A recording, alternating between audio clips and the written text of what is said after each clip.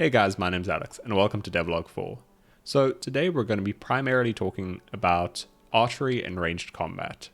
In fantasy, bows and arrows are like a staple of the genre and really fulfill an archetype that a player might want to embody. Maybe they want to be able to play a ranger type of character or an assassin or kind of fulfill that Legolas role. They need to be able to use a bow and arrow, so I needed to make sure I included it. This video will probably be a little bit shorter than my usuals, or actually it could be longer because at the moment I can't type a script. I managed to dislocate my shoulder, so I'm one-handed and everything is taking slower. So this video will either be shorter because there'll be a little bit less content than usual, or it will be longer because it is going to allow me to babble on. But we'll see. So first thing that we need is we actually need a bow and arrow that the player can use. So I went in Blender to make that. Something special about this model that I'm creating compared to the buildings and other stuff you guys have seen me make is that this has to be a skeletal mesh. This means that it needs a rig or a skeleton that is attached to the model to govern how it can move. So think of a human body. It needs a skeleton to move it around, and it's the same thing with the bow, just shaped a little bit differently, of course. This process was painful, and not because of making the skeleton. That was fine. But there's something that I don't think, unless you are involved in 3D creation, you might not know about. And it's something called weight painting. Weight painting is potentially one of the worst things ever. Essentially what it means is you have to select a bone in your skeleton and then paint a heat map onto your model, which determines what percentage of the model in that area should move when that specific bone moves. It is finicky and it takes forever. Thankfully, the bow model was really fairly simple. It didn't have too many polygons, so it didn't have to be too extensive. But I've had to do this on more complicated models before, especially the armor sets you guys have seen on the enemies in my game. That took a really long time, and it gave me so much respect for people who do this for a living. Now that the weight painting was done, I just needed to create an animation for the bow being drawn backwards, which was quite simple. I could later use the same animation in reverse, sped up, for the bow being fired. Along with making the bow, I obviously also created an arrow that can be used for a standard arrow model. And now that I had my models, I could put them into Substance Painter and get them textured. I don't know if you could tell, but the vibe I was going for is something really basic. I didn't want anything too crazy or too fanciful. I wanted your most basic level 1 bow, something very realistic. And that can be kind of used as a starting point for bows in my game. So now that all this was done, I was feeling quite confident, quite happy, but Unreal Engine had other plans. Once I copied over my models and textures into Unreal Engine, I started a 4-day journey of suffering and sadness and stress. The process of getting the bow to properly move with the character, because I needed animations for the character carrying the bow and animations for the character drawing the bow and firing the bow and reloading or knocking the arrow back onto the bow. These had to be in sync with the bow. To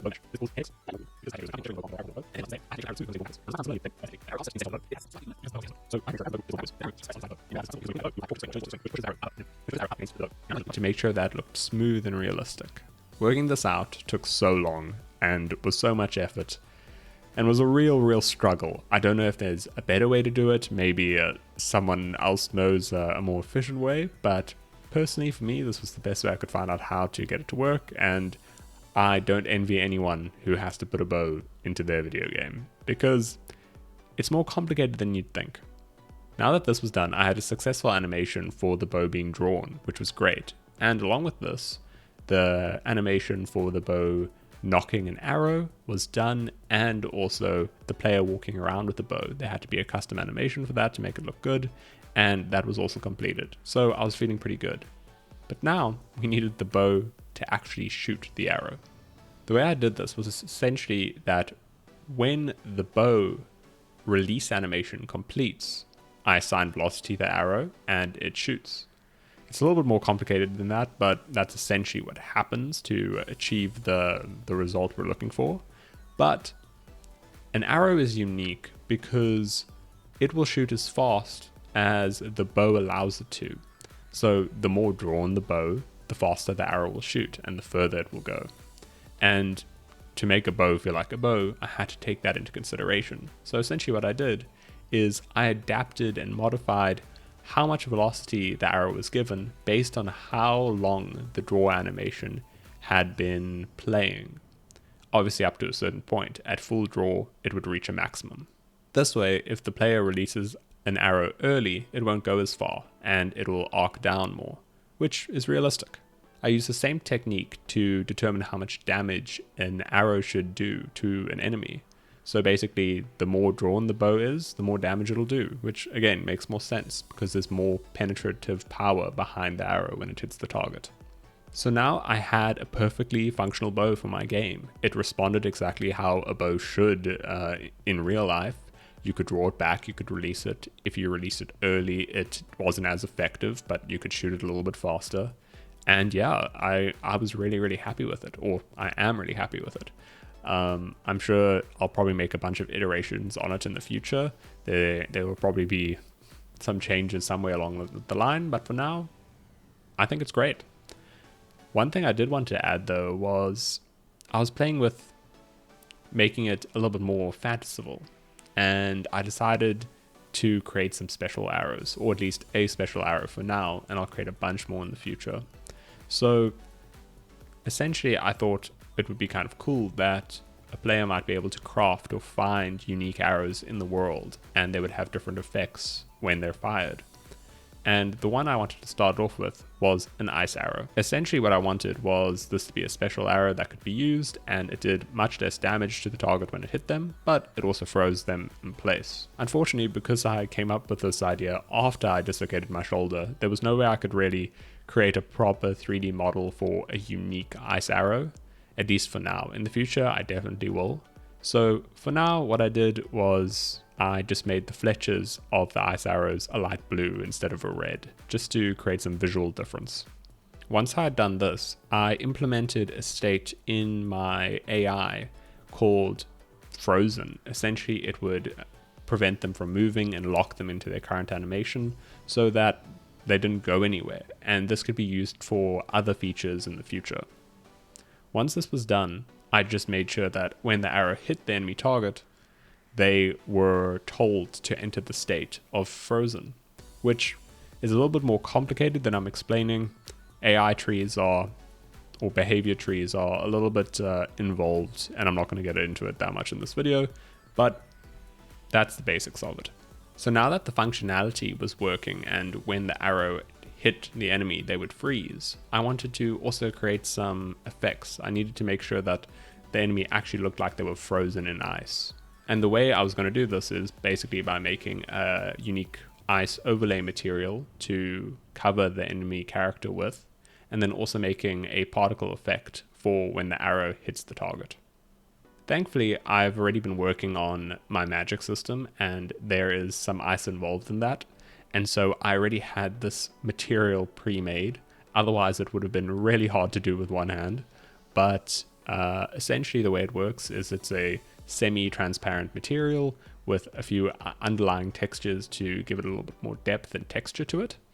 And then it uses world position to create spikes, which make it look more icy. It's obviously more complicated than that, but I'm not going to get into it too much in this video. Now that I had this, I could make a target look like they were covered in ice. Then I had to make the particle effects, and I did this using Unreal Engine 5's system called Niagara.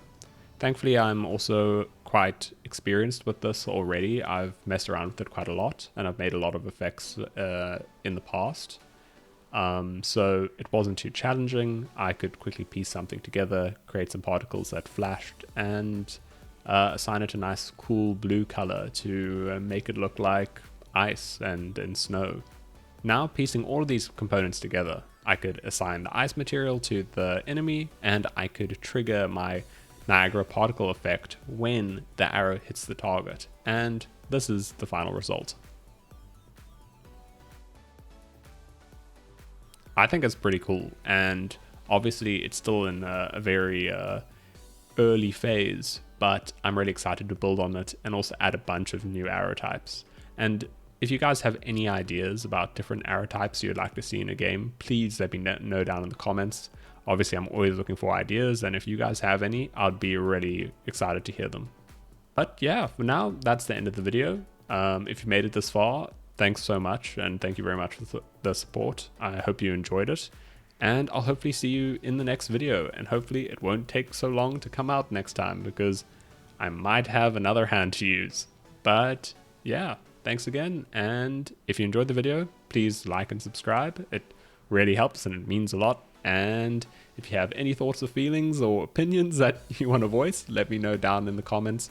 I've been receiving a bunch of really helpful comments, and it's just awesome to get some input on the project I'm working on. It's great to hear from you guys. So if you have anything to say, please let me know. And with that said, I'll see you in the next video.